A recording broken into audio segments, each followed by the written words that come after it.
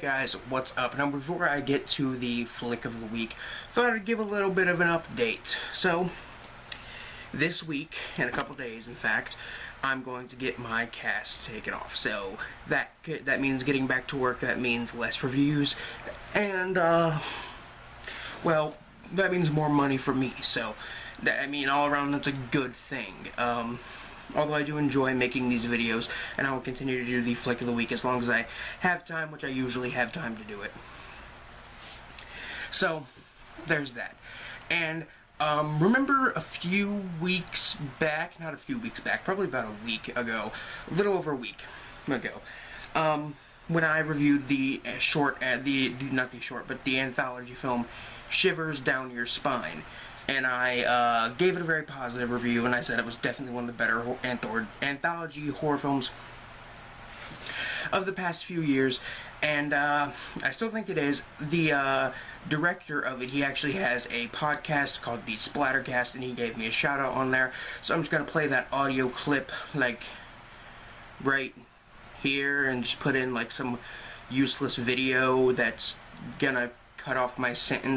We also, Cody of Biscuit Boo Reviews, did a long, like 20-minute YouTube review of the film. I hope your indigestion, buddy, has gotten better, man. No kidding. It was really bothering you. Yeah, but that was very cool.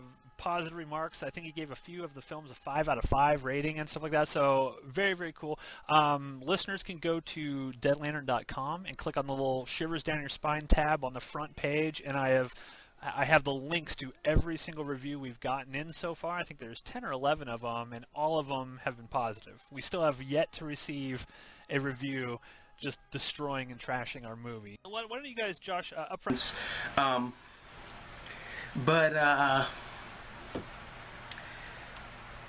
So, yeah, they gave me a shout out, which is really, really cool. And you can even go onto the page that they have for Shivers Down Your Spine, and they even have a link directly to the video and everything, so that means more traffic for me, and that means positive reviews for them, and I'm hoping that I will eventually get more and more screeners sent to me, because I really, really enjoy getting these things sent to me. They are just so... It's so enjoyable to basically A, see a film before anybody else does, and B, you know, you have someone know that you actually are, like, legitimate, like, have someone, like, that to know that people are aware that my channel exists and that my reviews are actually somewhat solid. So there's that. Now, this week's flick of the week is directed from the director Bruno Mattei, who brought us Hell of the Living Dead. The classic crappy zombie movie. I mean, if I had to have if there are some bad zombie movies that I really, really enjoy, that's definitely one of them. He has a pretty big filmography, and he did die a few years back. I don't know how long ago he died, but he died a while ago.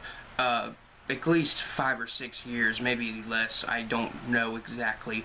But Bruno Mattei did die, and he left behind a very large filmography made up of mostly very, very cheap horror flicks. And he is known as the Italian Ed Wood. And Ed Wood, if you don't know, is famous for creating some of the worst movies ever made. He's probably most famous for directing, and he's most famous for directing Plan 9 from Outer Space, which is one of the best bad movies ever made, and I would definitely say it's a really, really fun, entertaining movie. But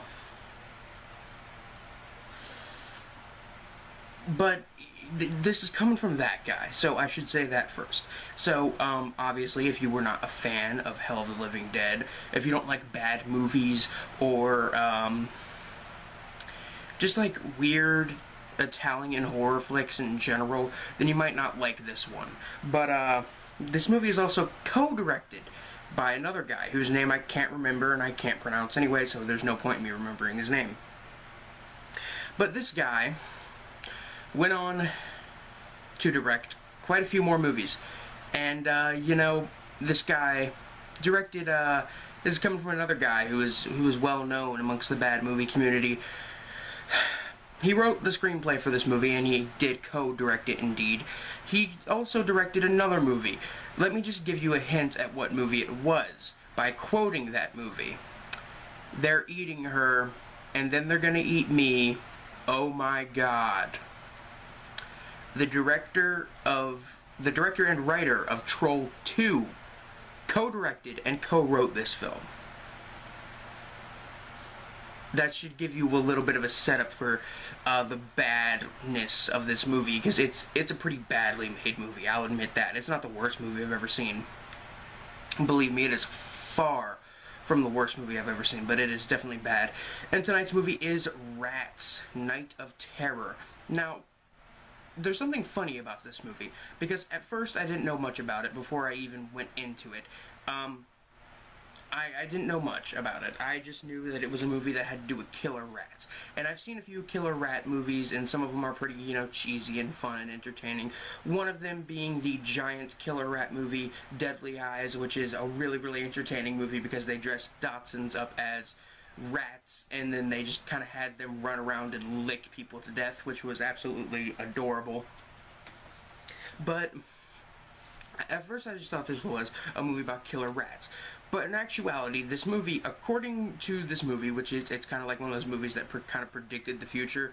This movie came out in like 1984, and according to this movie, by 2015, and it even said in the year 2015, man's ignorance would lead us to bomb ourselves basically back to the Stone Age. And then we'd have groups of civilized people living underground, and then people living on the surface in the wasteland. About 200 years after this nuclear holocaust, about 200 years after, there would be groups of people that are civilized living underground, and groups of just kind of Mad Max, Road Warrior-esque savages roaming the wastelands, roaming the radioactive wastelands and stuff. And that's a pretty cool premise for a movie. I mean, yeah. And a group of these, and like this big kind of motorcycle Mad Max Warriors-esque post-apocalyptic gang, they get trapped in a building with a bunch of intelligent nuclear rats that basically just slowly kill them off one by one by one. And this movie's pretty gory. It's definitely got some cool gore scenes and some pretty good makeup effects. The puppeteering on some of the rats is pretty bad, and overall you couldn't tell by looking at this movie, but just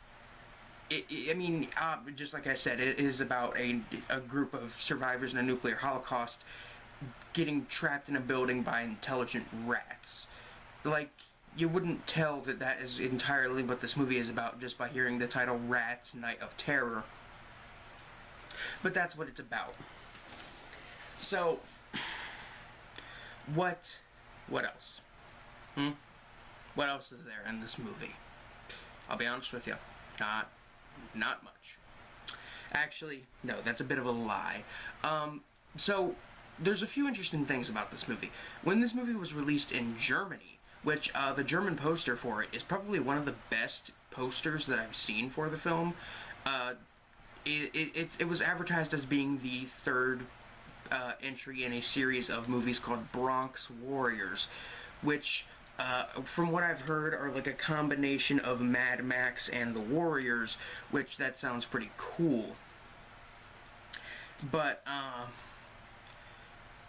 this movie kind of has, like the gang in the movie is kind of, they're just like your kind of typical, like, post-apocalyptic motorcycle gang. Like, there's nothing that really makes them different from all the other ones, except for the fact that that the dubbing in this movie is so god-awful, which, I mean, you can tell that a lot of movies are dubbed, but this movie, like, when I watched, like, I don't know, Lucio Fulci's Zombie, or something like that, like, if I were to watch, like, something like that, or Cat in the Brain, those are two good examples. Like, it's a little hard to tell. It's a dub at times.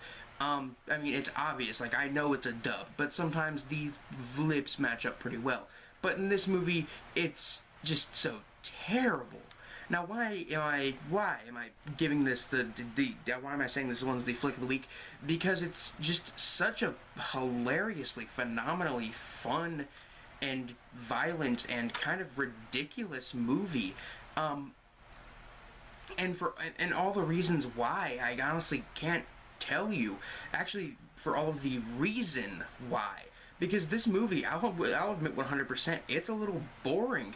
I mean, it's still entertaining here and there, and it's still definitely fun to watch, but it's not, as entertainingly bad as Troll 2 or Hell of the Living Dead. It's like, it's one of those movies where it tries to do a twist ending, and the twist is so phenomenally stupid that it either makes the film amazingly bad or just makes it, unwatchably terrible and makes it not make sense anyway. But since this film, is already pretty bad, the twist kind of helps, and I honestly wish this film had a sequel. So, I'm gonna go ahead and spoil it, because I don't think anybody cares. Basically, the twist to this movie is that, they find out that there's people, these savages who live on the surface. You'd think they'd know about the people living underground. Something I must complain about with this film is that you don't see the people underground. You only hear, people talk about them. You only hear them in conversation, or when the backstory of the film is being explained in the beginning. Which is kind of stupid, because I really, really wish this movie had a bit more, if it would have shown, the intelligent rats attacking on the surface and then attacking an underground, community of people. The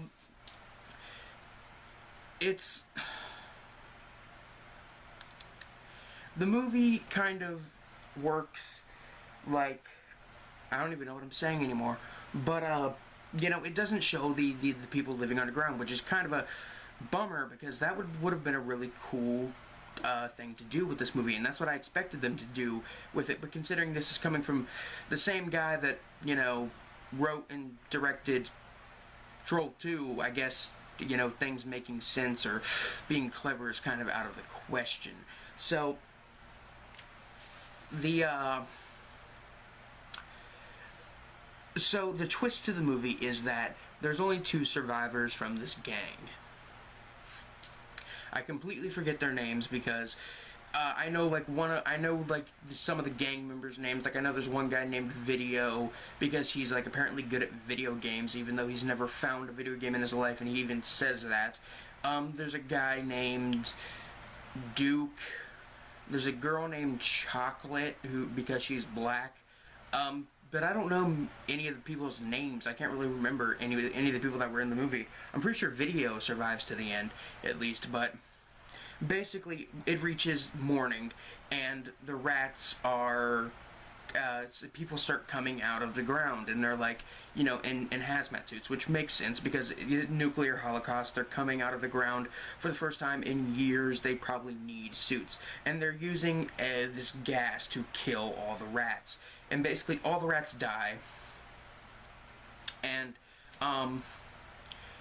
the group of hazmat people meet the 2 remaining members of this gang, and the 2 remaining members are like, "Oh, thank you, you saved us from the rats. You're thank you, friend." And then the chick's like, "You are our friend, right?" And there's no reply. The guy in the hazmat suit just nods. And she's like, "Oh, okay." And then I think she asks him, "Are we the same species?" And instead of nodding or shaking his head, he takes off his gas mask. And guess what's underneath? He is a rat.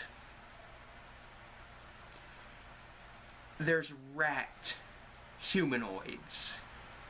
That's the big twist. They had evolved into rat humanoids and then killed their lesser evolved versions of themselves, and it's just such a stupid kind of Planet of the Apes twist, to the point that it makes the movie amazing. And even if the movie ending has been spoiled for you, it's still one of those endings that has to be seen to be believed. It's the same reason that I would give a somewhat decent rating to and recommend checking out the film Snuff, is just for the ending. It's worth it for the ending, for those last few minutes or seconds. It is just so unexpected and stupid and bad that I can't help but love the ending for how bad it is. I